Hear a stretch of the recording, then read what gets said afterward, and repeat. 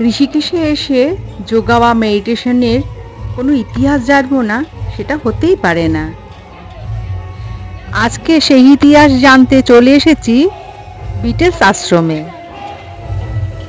কেন এই বিটেল আশ্রম বা চৌরাসিয়া কুঠি, সেটাই আজকে ইতিহাস ঘেঁটে একবার দেখে নেব।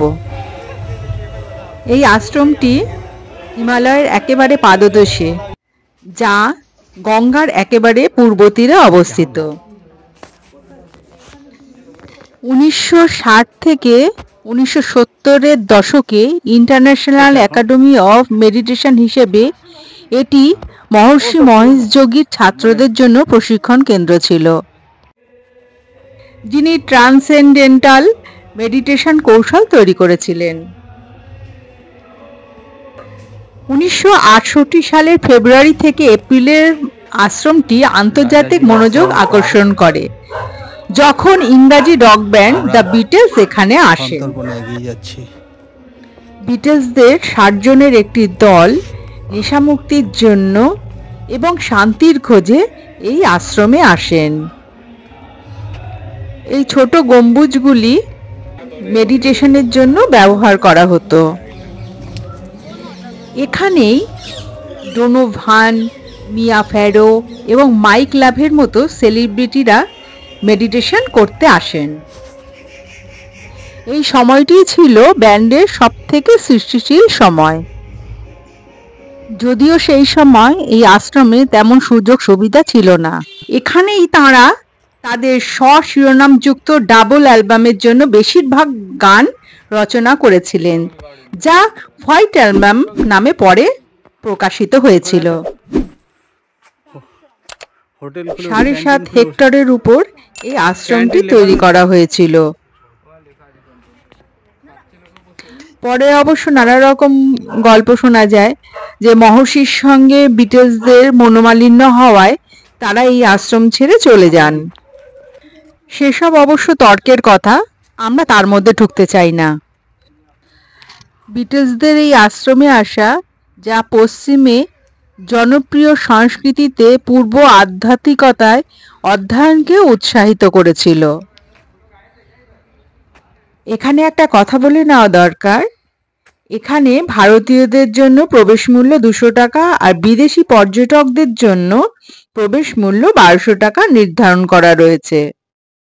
এখানে প্রত্যেকেরই আইডি প্রুফ লাগবে। এখানে বিটলসদের ছবির একটি খুব সুন্দর গ্যালারি করা রয়েছে।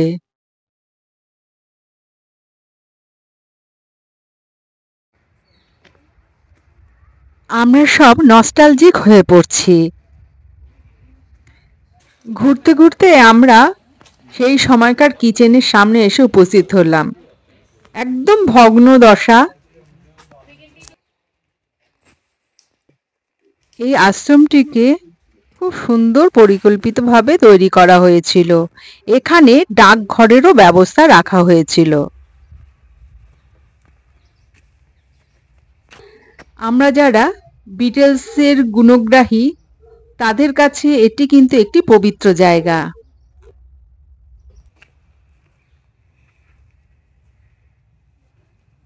ভাবলেই রোমাঞ্চ জাগে, সেই মহান ব্যক্তিত্বরা এখানে বহুদিন থেকে গেছেন। তাদের চলাচলের পথই আমরাও ব্যবহার করছি। এখানে বিভিন্ন রকম কার্যকলাপের জন্য বিভিন্ন রকম ভবন নির্ধারণ করা ছিল।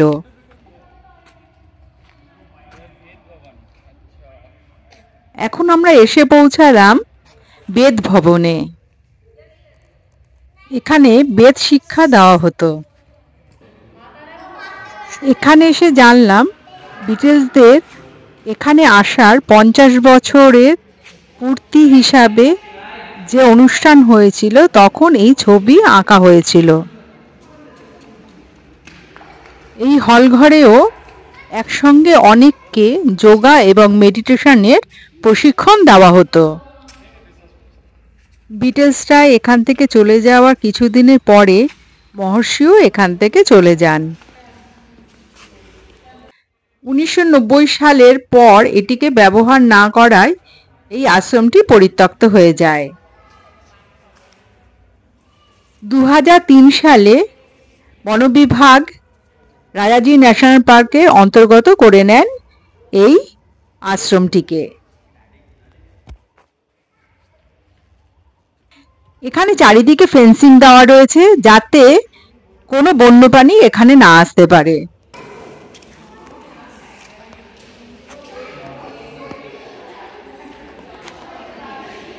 বিটলসের গুণগ্রাহী বহু বিদেশি পর্যটক এইখানে পরিদর্শন করতে আসেন।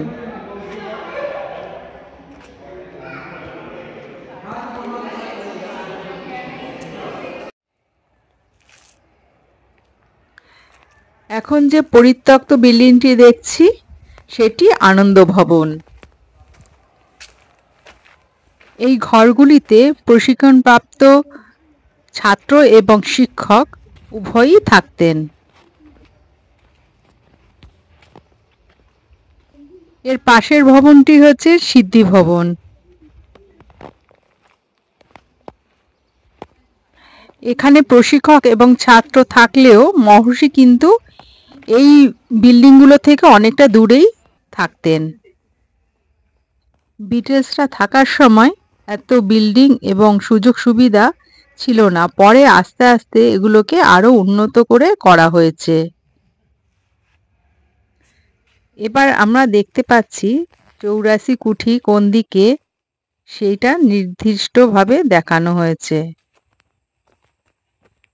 84 কুঠিয়া বা 84টা কুটির থাকায় এই আশ্রমকে কিন্তু 84 কুঠিয়াও কিন্তু বলা হয়ে থাকে।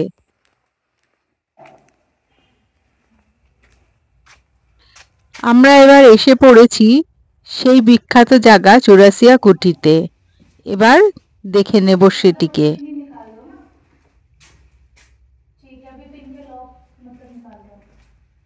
এখানকার কুটিরগুলো এতই ছোট যে একজন করেই মেডিটেশন করতে পারতেন।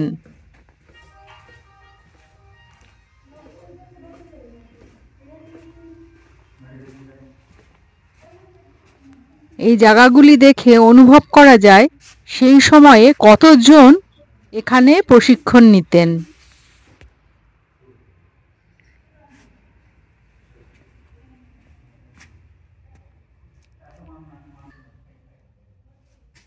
এখানে আসলে সত্যি মনটা একেবারে শান্ত হয়ে যায়।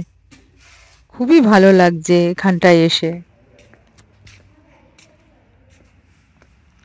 এটি হচ্ছে লেকচারার হল।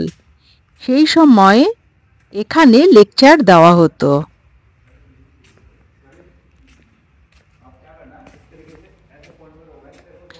এই কুটিরের দেয়ালগুলি গঙ্গা থেকে এই পাথর তুলে নিয়ে এসে সৃষ্টি করা হয়েছে।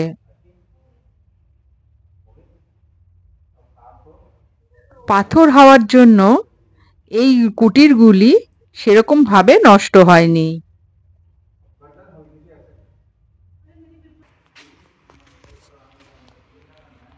এখানে খুব সুন্দর নান্দনিক চিত্র করা রয়েছে, যা দেখতে খুবই ভালো লাগছে।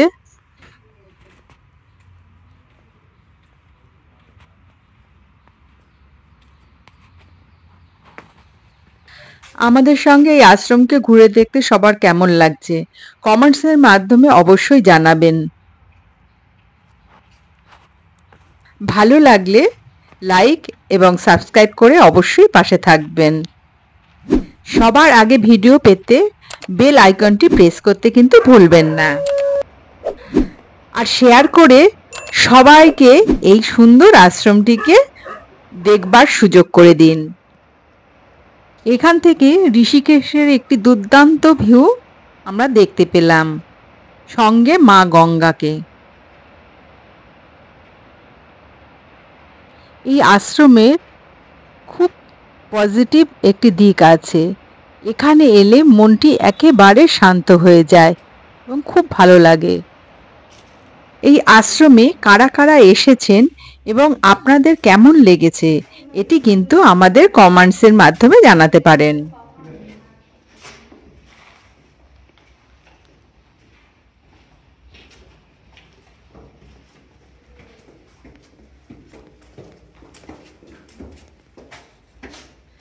2015 সালে জনসাধারণের জন্য উন্মুক্ত করে দেওয়া হয়েছে এই আশ্রমটিকে। এখন বিটেল আশ্রম নামে এটি পরিচিত। বিটেলসদের অনেক সুন্দর স্মৃতি নিয়ে আজ ফিরে যাব। কেমন লাগলো জুরাসিক উঠি বা বিটেলস আশ্রমকে আমাদের চোখে দেখতে? এরপরে দেখা হবে অন্য কোনো ভিডিওতে। আর ততদিনের জন্য টাটা।